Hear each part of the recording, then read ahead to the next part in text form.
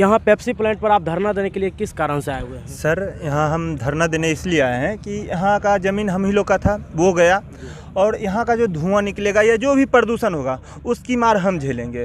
तो हमें रोज़गार नहीं दे के बाहर से ला के इसको रोज़गार ये दे रहे हैं, सृजन कर रहे हैं। जो भी रोज़गार सृजन हो रहा है उसको बाहर से जब ला के देंगे तो हम लोग क्या करें? हम बाहर जाएंगे और जो हमारे यहाँ आदमी रहेंगे वो सब यहाँ के प्रदूषण लेंगे और धुआं बीमार पड़ेंगे, तो वो क्या करेंगे? हम इसीलिए कह रहे हैं कि हाँ ठीक है, अगर आप प्लांट यहाँ लगाए हैं, हम प्रदूषण मतलब जो भी होगा उसको भी हम गहन करने के लिए ज़रूर तैयार हैं, लेकिन उसके साथ साथ हमें कुछ काम भी दिया जाए। क्या बताया जा रहा है कि काम क्या बोल रहे हो सर? अभी तक तो हमसे बात नहीं हुआ है। अभी आते हैं तो क्या कहते हैं उसके बाद, और उसके बाद जो यहाँ काम कुछ आदमी कर भी रहे हैं उन आदमी को यहाँ पे 12 घंटा लगातार, जो कि हमारे संविधान में लिखा हुआ है, सिर्फ 8 घंटा काम करने के बाद उसके बाद जितना भी काम करेंगे उसका दुगुना पैसा मिलेगा, लेकिन वो भी यहाँ नहीं हो रहा है। यहाँ शोषण सीधे सीधी कर रहा है। लोकल में कितने आदमी काम कर रहे हैं? अरे 2-4 दिन, वो सर अभी बोले ना कुछ दिन पे 2-4 दिन 3 आदमी है, वो भी 2-4 दिन 5 दिन करते हैं सिर्फ, और कुछ हाँ कुछ बोले तो उनको सीधे हटा देना है। कोई आंदोलन यहाँ नहीं करने चाहता, और बाहर का लाने का मतलब यही है कि बाहर वाला से जैसे हो शोषण करवा के काम करवाते हैं। यहाँ के लोग को तो जेन्युइन चीज़ मांगेंगे, इसीलिए यहाँ के लोग को रखना नहीं चाहता है ये कंपनी। क्या नाम हुआ आपका? मेरा नाम राहुल कुमार हुआ।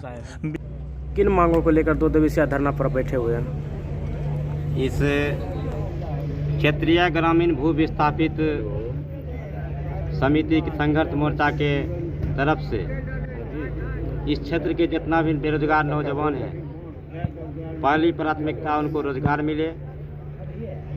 दूसरी मांग है हम लोगों का कि उत्क्रमित मध्य विद्यालय असरारी को भवन विकास एवं खेल मैदान हेतु 3 एकड़ ज़मीन मुहैया कराया जाए।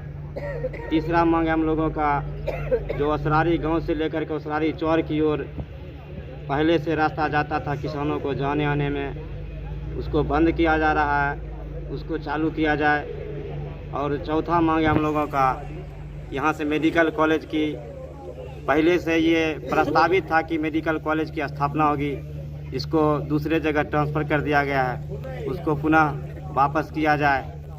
इन 4 मांगों को लेकर के क्षेत्रीय ग्रामीण भू विस्थापितों का संघर्ष समिति मोर्चा का 2 दिवसीय धरना है, और हम लोग उस पर डटे हैं जब तक हमारी मांगें पूरी नहीं की जाएगी। आज हम लोग शांतिपूर्ण धरना प्रदर्शन कर रहे हैं, कल ऐसा न हो उग्र प्रदर्शन करेंगे, भूख हड़ताल करेंगे। जब तक हम लोगों की मांग पूरा नहीं होगा हम लोग डटे रहेंगे। दुर्गंध हम लोग लेंगे, गंध हम लोग लेंगे, और सुख बाहरी के लोग को मिलेगा। ये बर्दाश्त कतई क्षेत्रीय भू विस्थापित लोग नहीं करेगा, यहाँ के नौजवान नहीं करेगा। ये लेकर के हम लोग निश्चित रूप से आश्वस्त हैं कि हर हाल में रोजगार, इस क्षेत्रीय नौजवानों बेरोजगारों को रोजगार दिला करके रहेंगे। इसके लिए जो कदम उठाना पड़े, चाहे फैक्ट्री रहे कि फैक्ट्री बंद हो जाए, उससे कोई फर्क नहीं। क्या नाम हुआ आपका? मेरा नाम हरिनंदन कुमार हुआ। मैं आरजेडी प्रखंड अध्यक्ष बरौनी का प्रखंड अध्यक्ष भी हूँ, और इसमें कोई पार्टी लेवल पर नहीं ये मोर्चा बना है। इसमें सभी पार्टी सभी दल के लोग हैं। जो सरकार में है उस दल के लोग भी हैं, जो सरकार में विपक्ष में है उस दल के भी लोग हैं। इसमें कोई दलगत की राजनीति यहाँ नहीं हो रही है।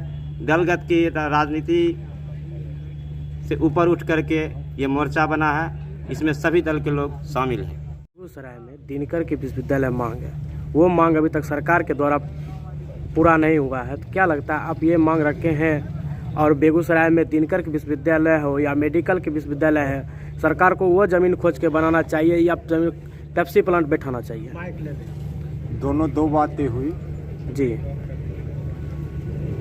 लोकल आदमी को रोजगार क्यों नहीं दिया जा रहा? हमारी मिट्टी के धरोहर दिनकर जी हैं, उनके नाम पर विश्वविद्यालय बननी चाहिए जी, और इसके लिए प्रपोज जीडी कॉलेज को किया जा रहा है। जहाँ तक पेप्सी की सवाल है और इस धरने प्रदर्शन का सवाल है, तो यह हाथों की रोजगार की बात है, और इस रोजगार में इन बिंदु को ख्याल रखना है। जो सबसे पहले प्रत्यक्ष और अप्रत्यक्ष रूप से जो किसान यहाँ अपने रोजगार की तलाश कृषि से किया करते थे, उन हाथों का कार्य बंद है। और इसी सरकार के माननीय मंत्री और प्रबंधन के समक्ष इन बातों की घोषणा करने का काम किया।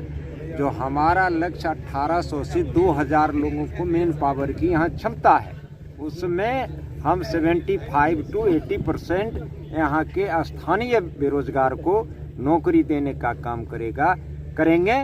लेकिन अभी तक यहाँ की प्रबंधन और जिला पदाधिकारी के लोग इनकी सुधि नहीं ले रहे हैं। मजबूर होकर के क्षेत्रीय बेरोजगार लोग यहाँ लोकतांत्रिक तरीके से धरना प्रदर्शन करने का काम किया है। अगर इससे बात आगे नहीं बनी तो फिर वह धरना अगले तारीख में या आमरण अनशन में भी तब्दील हो सकता है। क्या नाम हुआ? अशोक सिंह। तो आप लगातार आंदोलन देख रहे हैं, यहाँ पर जारी है। यहाँ पर 2 दिवसीय धरना है। आप देखने वाली होगी कि 2 दिनों के अंदर कितने लोगों की मांग पूरी होती है और कब तक युवा रोजगार को यहाँ पर काम करने के लिए दिया जाता है। तब तक के लिए देखते रहिए RTV बिहार।